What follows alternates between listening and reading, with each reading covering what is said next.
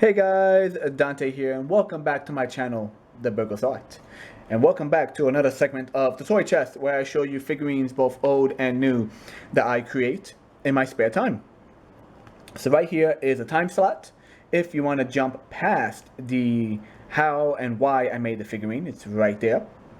Otherwise, stay tuned, enjoy the show, and then at the end, you'll see the completed figurine known as Good Boy. So let's start this with some sketches. So here's some sketches I had for the idea of Good Boy. Now, following the last video I did, I am creating a bunch of figurines that transform from organic looking characters, such as humans, and in this case, an animal, into a kind of parasitic monster. Good Boy is of course going to be a dog. And in these sketches, you can see concepts I had about how to fit a monster head in the dog body, how to transform the chest, and the legs, and etc. To do that, I looked at some of these.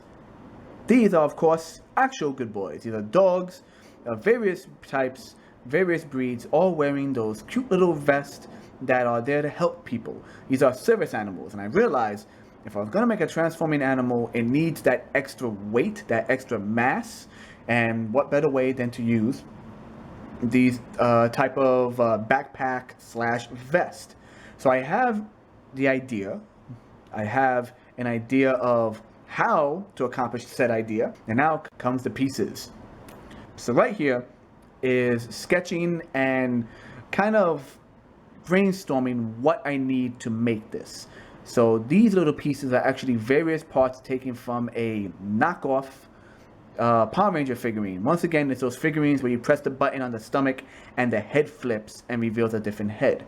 So I've taken that mechanical piece, the little trap door with a spring on the chest, as well as the arms and legs of said figurine to kind of lay out the mechanical parts. I'm doing this on top of small sketches of just how big I want the figurine, because I want this figurine to be the exact size of a dog when left next to a figurine similar to it, roughly in the 5 to 6 inch scale.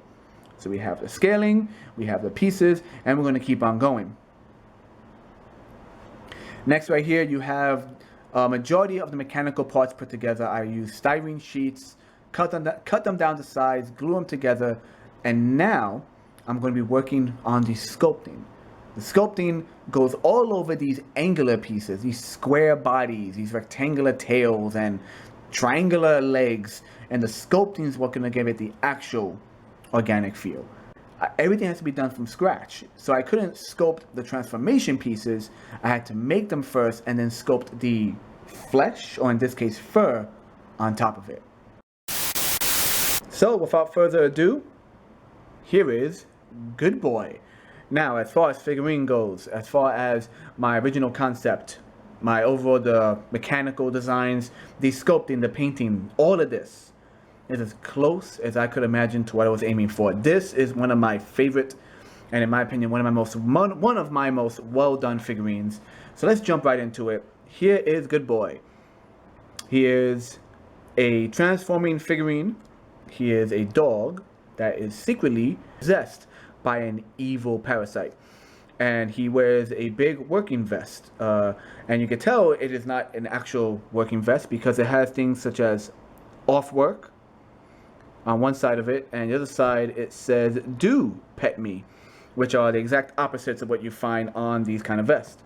He's basically sculpted and painted to kind of look like a weird mix between a husky and I guess a golden retriever.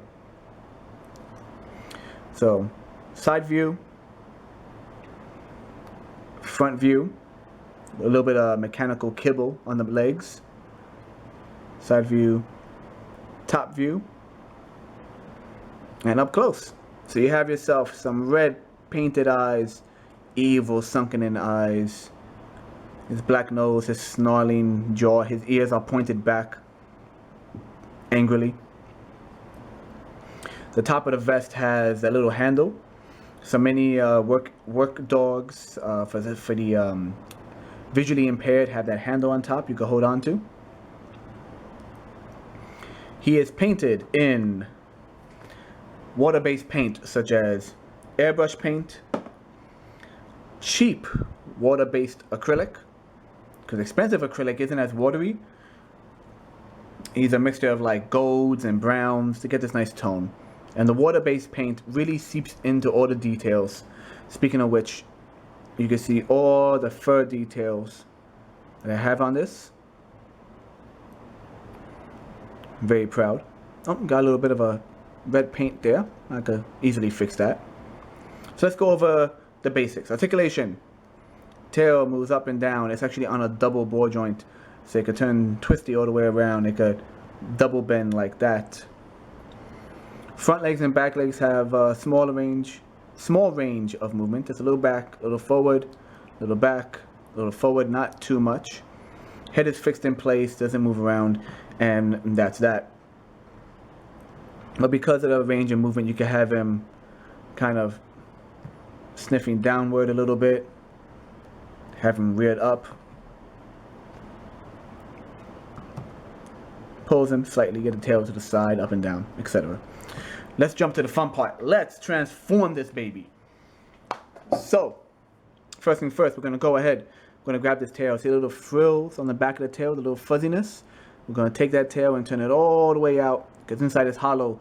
And there we have a nasty kind of centipede-esque spiky tail. And you actually could turn this all the way around and have it just sit there in this kind of S shape, or because it's on a double hinge, bend it more and give him more like a scorpion tail. For now, we'll just lean it all the way back. Like it just snakes back and forth as he walks. Next, we're going to go over here. So inside, on the insides of his front legs, you have these kind of bug-like antennas. These bug-like creepy hands. They fold out once, and then they fold out again. Bring them all the way up. Maybe lean the legs back a little bit, lean them back a little bit. So he has this lunging forward kind of praying mantis hands. Next, gonna grab the handle of the bag, or rather the work vest. Tilt it all the way back. That's a ball joint. You're gonna rotate it forward. You have some detail there.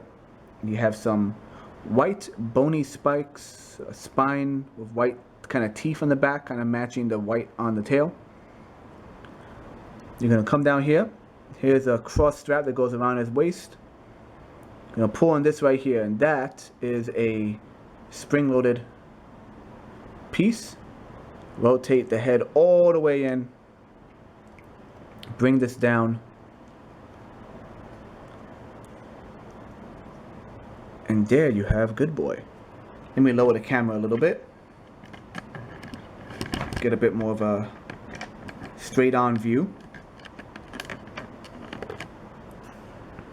So this is Good Boy.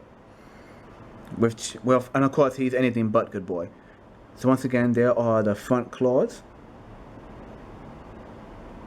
It's a little bright. Maybe I could adjust the light a little bit. Nope, that's too much. I'll just leave it bright for now.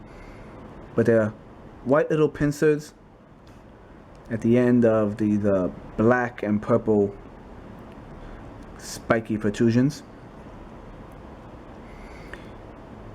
He has 3 eyes. One big one in the center, which is actually a ball joint, and 2 small ones on the side. Bizarre kind of triclops. He has an interlocking jaw and a kind of pig snout. The dog's fur on the dog's chest actually ends up being like a hairy mane on top. The spikes on his back. Has the same articulation as before. You know, tail wiggles, legs move, but he also has a working jaw on a little clicky ratchet joint, so you can open it pretty high up. And inside there is his purple spotted tongue. A pretty nice big jawline. Look at that. Put your finger right in there. Let's bring it down 1 pinch.